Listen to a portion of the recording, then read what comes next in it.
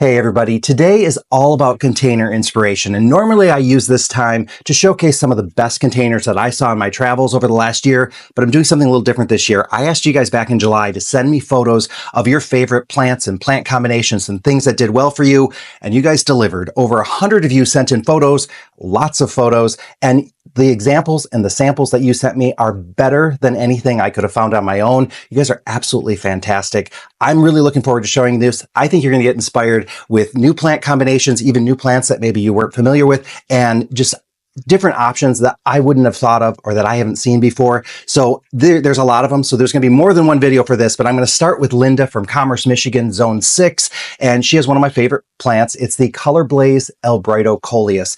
Fantastic color on that one. And it's both sun and shade. So you can put it in pretty much any conditions. It's going to do really well. And she has it paired with the Super Cal Premium Sunset Orange Petcoa. I believe that's what it is. And that is a nice one because it's a combination of a petunia and calibrachoa. And it allows us to have those big petunia-sized flowers with a color like orange, because you don't really find orange in petunias. The only thing is with this one, you do notice the color variation in the orange, but it's always beautiful. It always flowers. It's doing really well. And we've been growing it for the last couple of years. Really love it. And she's got that with some Creeping Jenny or Lismachia down at the bottom. Just a fantastic combination. And then over on the other side, she has that beautiful colocasia. I'm guessing that's the coffee cups from Proven Winners. Beautiful plant. And she has it paired with like a Supertunia Latte Petunia. Looks like there might be some Vinca and Creeping Jenny in there as well. And what's happening to those plants happens to me all the time when I have some of those really vigorous plants like colocasia, canna, some of the grasses as well.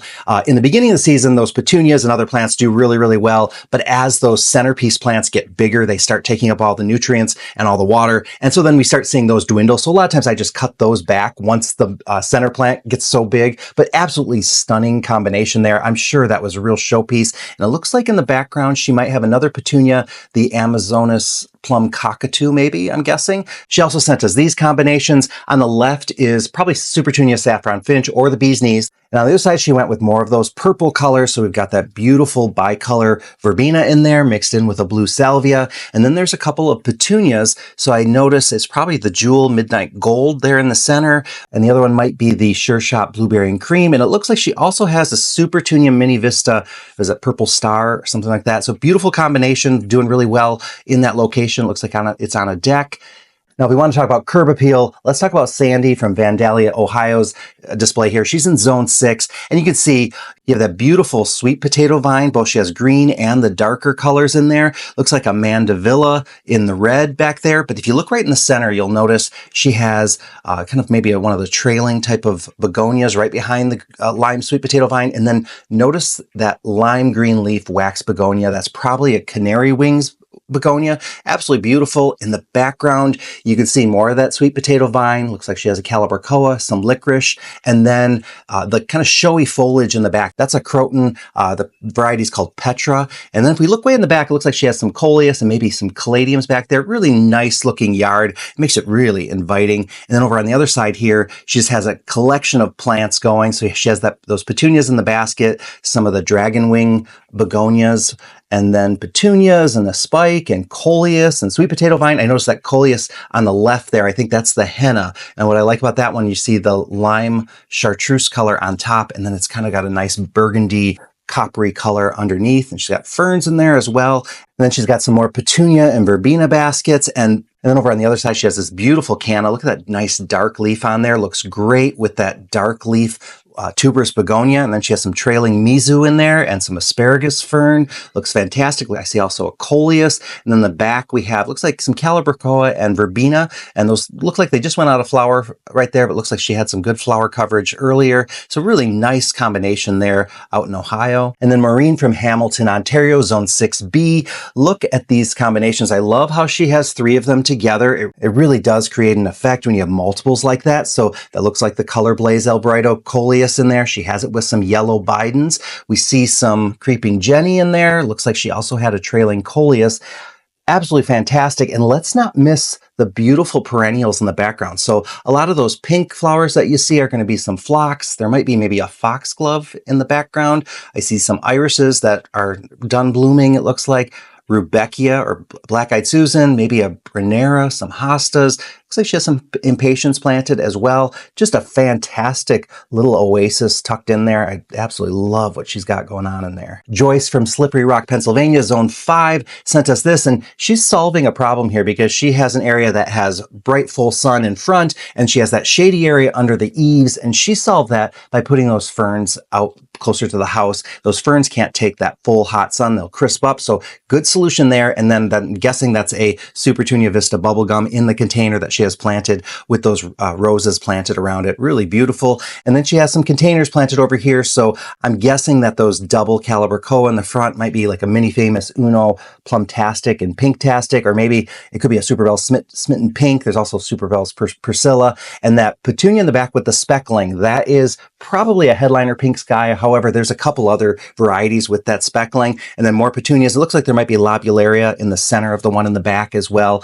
That's also kind of like a type of an alyssum. So beautiful combinations there. I love the bright, intense colors she's got. Chuck from St. Petersburg, Florida, Zone 10B, sent us these photos of his caliber koas, and this is a really nice combination because he was able to stick to a single color, but look at the contrast between these two. And I'm going to guess that that's maybe a Superbell's Grape Punch is the dark one with that beautiful dark eye, and then this other one with that beautiful white and purple in it. I'm guessing that's a Superbell's Holy Smokes. There are some other varieties that would have those same characteristics. They're, all really beautiful, but really nice combination. Nice way to keep two colors together, yet still have enough difference between them that it puts on a show. Margaret from Bridgeville, Delaware, Zone 7B, sent us this photo, and this is her pergola that she uses to grow her tomatoes up. So good solution here because she's got her tomatoes growing in there, but then she uses those to hold those beautiful baskets. So over on the left side, there's some sweet potato vine, and the others all have a mix of petunias and verbena in them. Absolutely stunning. And then I did also look like in the back, she has some yellow snapdragons, and I had to ask her about the vine against the fence because I wanted to know what that was. And she said it was cardinal vine, but she said, be careful. That thing is crazy. It just grew like mad, intertwined in among itself. So it might have been a little more work than she was expecting. And then those containers in the front, she's got marigolds and geraniums in there. Really nice. And those are beautiful containers with that shell design on them. So nice display there. And if you look at that yellow and purple petunia container in the middle, she has a close-up of that as well. And I'm going to guess that's probably the Supertunia Mini Vista Indigo, maybe. I'm not absolutely sure on that. And on this side of it, from this angle, we're seeing more of the purple, but she did have the yellow in there as well. And this collection comes from Jeanette in Livermore Falls, Maine. She's in Zone 5, and she has a combination, it looks like, of petunias and caliber koas. And she writes that they look a little scraggly. And she talks about how it just rained. And that is exactly what happens to a lot of my containers when they're overwatered. So you can tell she had beautiful flower coverage on those. And then they were probably watered, and then she got rain and got more water. But really a good combination. It looks like of a lot of caliber koas, and I'm seeing some petunias, maybe even some verbena in there, but really nice hanging baskets. I bet when those recovered from that extra rain, they were absolutely stunning. Allie from Ottawa, which is in Zone 5, sent us this collection of plants. Really nice combo. So if we start in the front, we see that white caliber koa with the yellow eye, and she rescued that plant. So that's something she found at a big box store. It was looking really rough, and so she just started giving it its fertilizer and water, so it was just starting to recover. So it was really bad when she got it. She has a hydrangea in a container as well. I see some Lismachia. You see those little yellow flowers? That's a different variety than maybe the Creeping Jenny type. Some beautiful sweet potato vine tucked in there, some petunias, some lantana and Bidens as well. I see ivy. There's a little bit of everything in there. What else do I see? I see a heuchera, some hens and chicks. Really nice mix because she's got something that's going to be in bloom or doing well throughout the season. I'm sure that little corner was just a nice block of color all season long. Empress Kimberly from Salem, New Hampshire, Zone 7, sent us these beautiful baskets. And in the center, we see that celosia coming up with those beautiful plumes. She's got some sweet potato vine on one side and some trailing coleus on the other.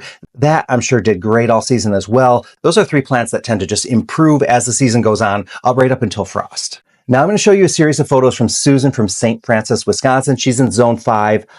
Susan, this is incredible. She has a little bit of everything. I'm not even going to go through what all these plants are because this is like going to a nursery or to a greenhouse and just seeing like amazing containers. I absolutely love what I'm seeing here. So many varieties, so many colors, so many textures. It's beautiful. And look at how, all these different kind of containers that she has in there. Absolutely stunning. Now, Diane from Innisfill, Ontario, Zone 5A, sent us these photos. Look at that coleus there. That thing is just going to keep filling in that pot. I bet by the end of the season, it was absolutely huge. She's given it enough room to be able to grow and thrive. And then we have this combination here. I'm guessing that's maybe a Supertunia Vista bubblegum and Supertunia Vista, maybe a fuchsia, or is that jazzberry? I'm not exactly sure of the varieties, but you can see she's definitely feeding these. And that's one of the comments that a lot of people made, is that they do fertilize once a week with a water-soluble fertilizer. That's how people are getting these results. So that's important for you to remember, that the fertilizer is going to be really important if you want to have this kind of show with all your containers. Diane also sent us this basket with 3 different colors of Scaevola in there. Scaevola is such an easy plant to grow. These look like they're probably pretty vigorous varieties, so I imagine they just kept going and going. And what I love about these is that once they start blooming, you don't have to do anything with them. They will just be covered in flowers. Really nice combination to have. Again, and they're pretty drought tolerant as well, so if they dry down, they can even look like they're dead, and they will resurrect when they get water, as long as they don't go too long. So they're a really generous plant as far as taking some abuse. And then on the other side, she's got that verbena pot that's just starting to burst. Barbara from North Point, Michigan, Zone 6, sent us this, and she created these for the North Point Creek Golf Course. She says she gets some Supertunia Picasso in purple, Supertunia Vista Jazzberry, and then the Color Blaze El Brighto. I see that one. And then she says she has Wicked Witch in there too. I don't quite see it in this photo. And then all the other plants, she starts from seed. So she has an African Marigold, Cleome or Cleome. She has that Verbena, the Bonariensis variety. That's those little pink bursts over there. She has some Clary Sage or Salvia. She has the Blue Monday variety. You can see that in the middle. There's some Snapdragons in there. She has these really packed full, but clearly they're giving him enough food and water for those plants to just keep blooming and looking great. Kitty in Prince George, British Columbia, all the way in Zone 3, sent us this, and she said she had a really cold spring and an early summer, but boy, her plants look fantastic. The pink ones are the Supertunia Vista Jazzberry, the white ones are White Waves, and then she also has some Supertunia Vista bubblegum back there on the porch. This is such a nice combination because she's limited her color palette, but yet used those high contrast colors with that white and that pink. Absolutely stunning. You get a similar effect with those intense colors if you used some of the different colors of Impatience as well. So if petunias aren't your thing, Impatience could also get you this effect. Absolutely beautiful. I'm so impressed. She said it had been raining right before she took these photos, but I don't see any stress on those plants. They seem to have bounced right back from that rain. Next up is Colene from Pontiac, Michigan, and she puts herself down as Zone 5-6. That was a pretty common thing. A lot of you don't sound like you've totally committed to the new zones from the USDA, so I think a lot of you are either on the border or you kind of know, like, I'm still going to live as if I'm in the zone I used to be in, partly because I think we're familiar with that, but also we know that those lower zone plants are probably going to do better for us in our cold climates, so good idea. For this one, she planted her green stock with petunias, and really it is the Supertunia Vista bubblegum that took over. She said next year she's just going to go all bubblegum because it just overtook all her other plants. I'm curious what size of green stock she used, because the green stock is that stackable container system that lets you garden vertically. And so I'm curious if she filled all of them with petunias or only some of them. I'm not sure exactly how many are in there. I bet you could get away with not planting all of the green stock containers. You could probably skip several of them and still get this incredible effect if you're using really vigorous varieties like the Supertunia Vistas. And Shareefah from Park Forest, Illinois, Zone 5B, sent us these. There's a classic one with that red petunia, and then she has a geranium in there as well as that spike. And you can just see it's just starting to trail over the edge. I bet that just continued to look great. And then over here, she's got this great vigorous petunia in there with that coleus. Again, that thing is just going to fill out, take up a lot of space, really put on a show. She also sent us these here. So she's got that purple petunia. Look at that beautiful red salvia that she's got down there in the bottom with her hostas. Really stunning. And then over here we have in the center is a coleus, and then there's some sweet potato vine around it. And then she does have a wax begonia. Looks like the wax begonia is having a hard time keeping up with the other plants, but still, I think even without that wax begonia, that's a beautiful container right there.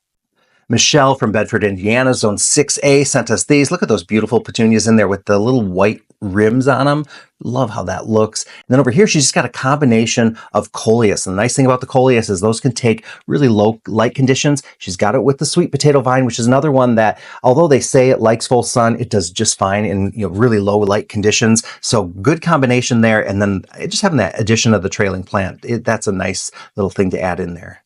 Now I'm going to finish up with the garden mouse from Providence, Rhode Island, zone 6B, 7A. And look at this beautiful combination of mandevilla climbing up that trellis with the sweet potato vine in there. Looks like over on the side, there's some heliotrope there. There's some petunias over on the other side. And look at the nice hydrangea blooming over on the right. Looks just fantastic.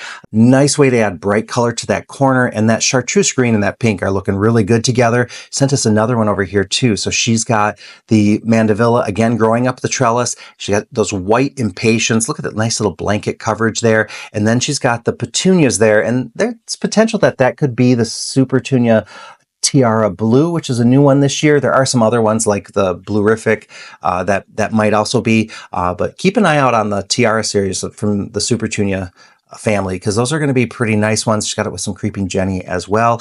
These have been an absolute joy to look at. I love getting in there and kind of zooming in and looking at each of the different flowers and different plants in there. I have loads more to show you, but I'm going to save them for the next video.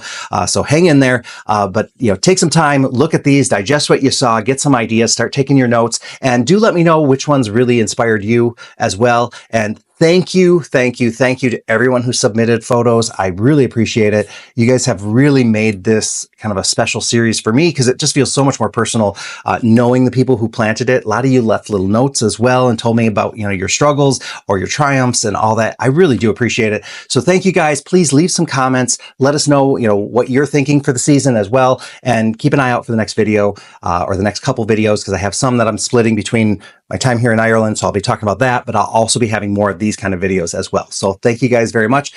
I'll see you guys next time.